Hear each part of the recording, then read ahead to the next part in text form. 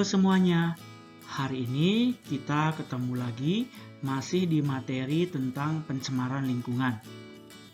Kalau pada video sebelumnya kita membahas tentang pencemaran air dan pencemaran tanah, maka di video ini kita akan membahas pencemaran udara dan pencemaran suara. Udara adalah salah satu faktor abiotik yang memengaruhi kehidupan komponen biotik atau makhluk hidup. Udara mengandung senyawa-senyawa dalam bentuk gas. Di antaranya mengandung gas yang amat penting bagi kehidupan, yaitu oksigen. Dalam atmosfer bumi, terkandung sekitar 20% oksigen yang dibutuhkan oleh seluruh makhluk hidup yang ada di dalamnya. Oksigen berperan dalam pembakaran senyawa karbohidrat di dalam tubuh organisme melalui pernapasan.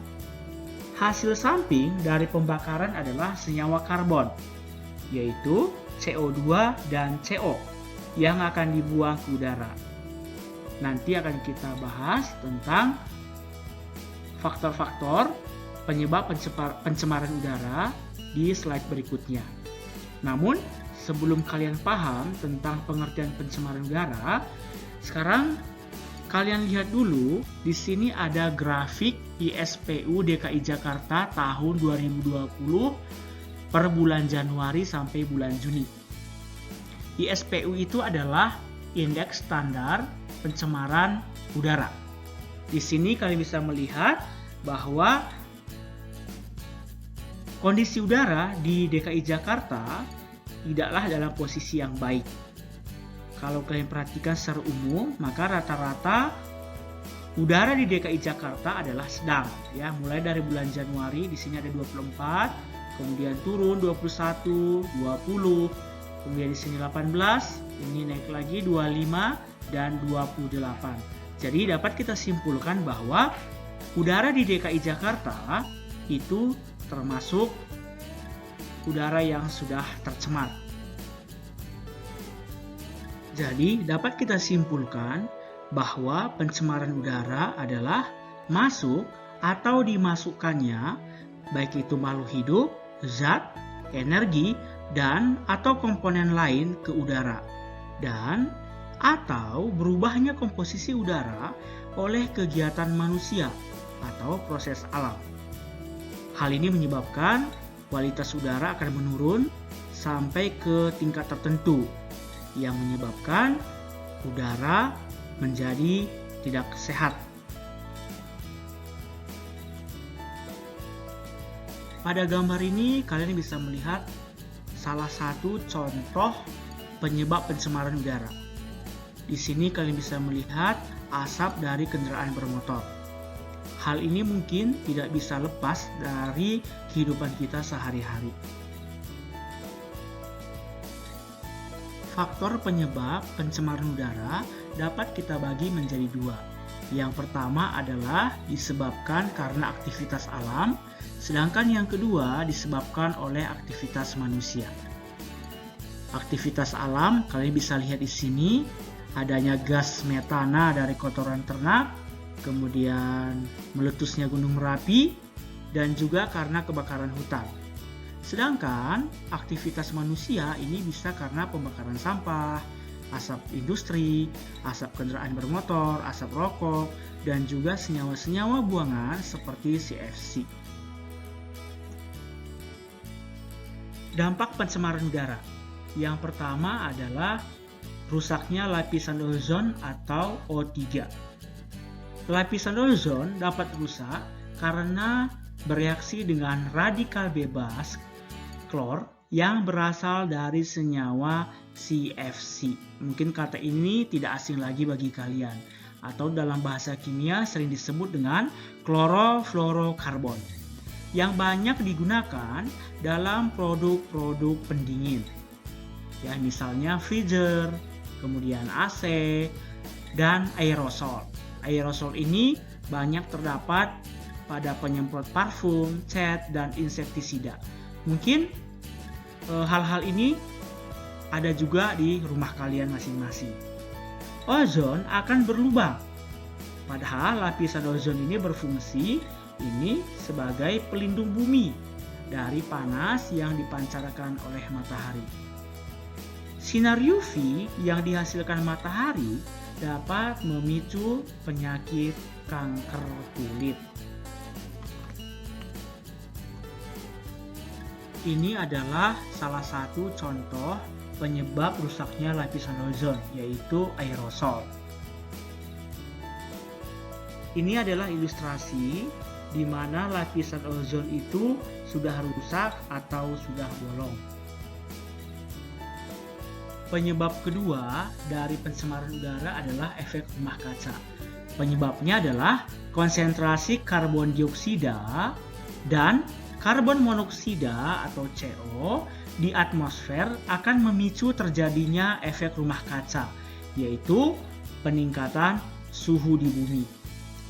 CO2 dan CO akan membentuk semacam lapisan yang akan menahan panas bumi keluar, sehingga panas yang ditimbulkan bumi akan terkungkung di dalam seperti rumah kaca.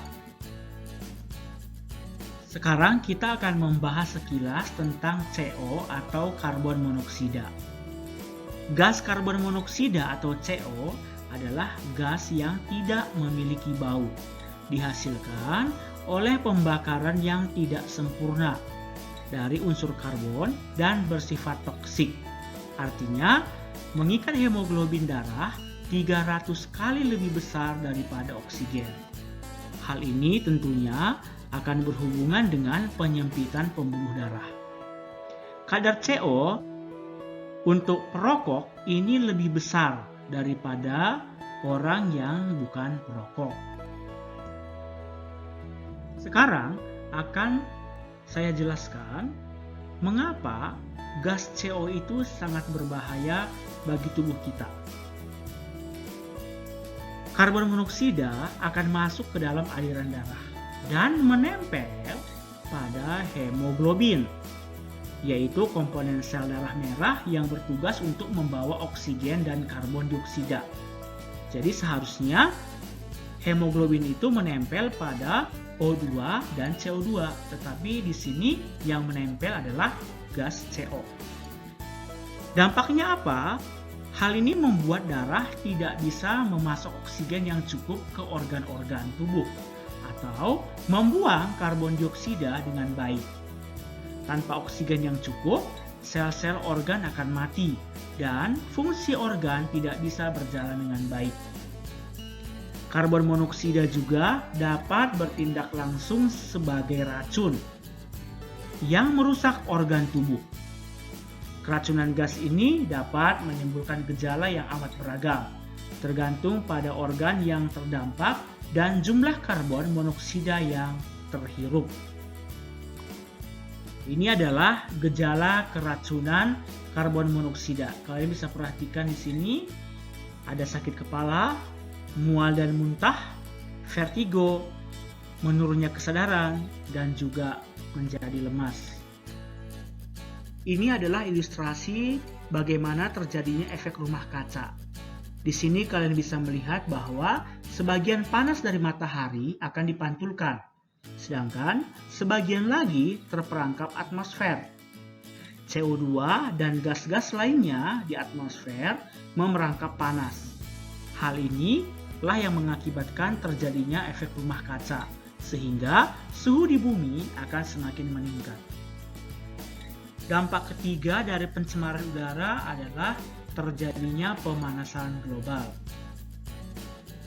Penyebabnya adalah meningkatnya kandungan gas-gas pencemar udara, terutama CO2 atau karbon dioksida, yang dapat mengakibatkan pemanasan global. Hal ini tentunya dapat membuat suhu bumi akan semakin meningkat. Tadi sudah kita bahas bahwa zat pencemar yang menyebabkan terjadinya pemanasan global itu sangat banyak. Di sini kalian bisa lihat bahwa ada beberapa yang mengakibatkan pemanasan global. Ya, di sini ada hutan gundul karena tidak mampu menyerap CO2. Kemudian ada juga di sini dari gas metana.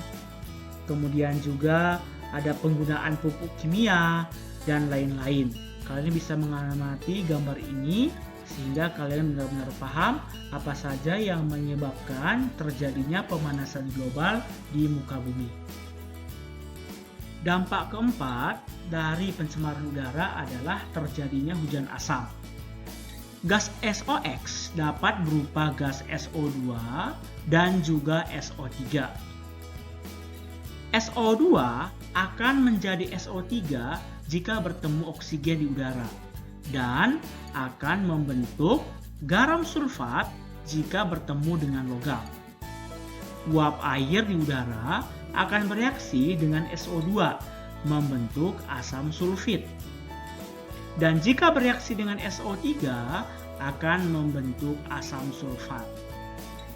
Jika asam sulfit dan asam sulfat turun ke bumi bersama-sama, maka akan terjadi hujan asam, yaitu air hujan mempunyai pH di bawah 5,6.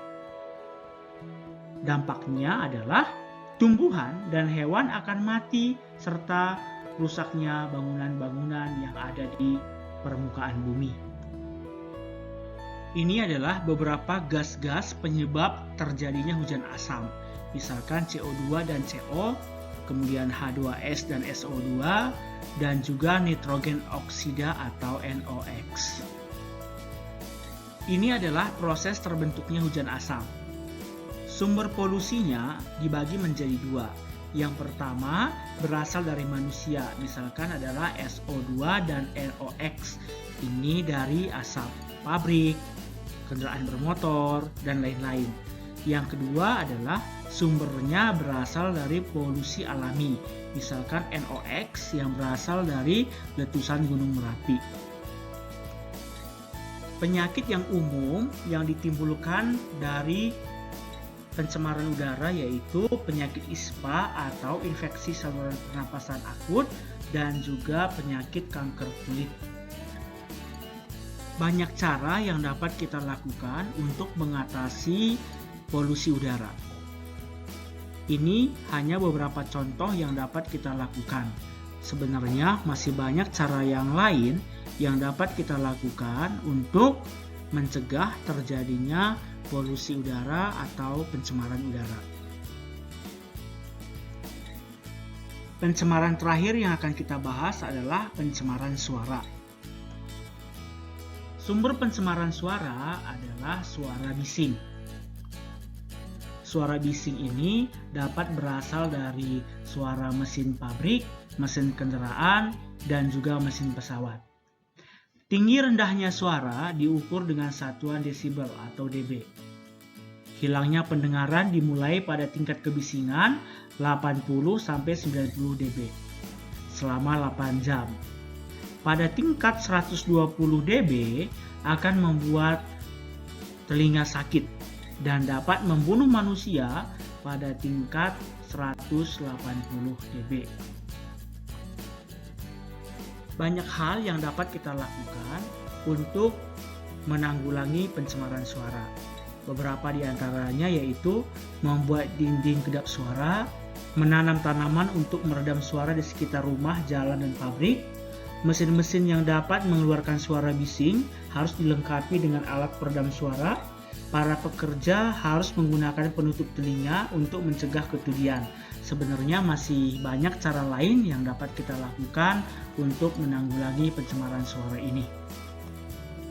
Demikianlah pembahasan kita tentang pencemaran udara dan juga pencemaran suara.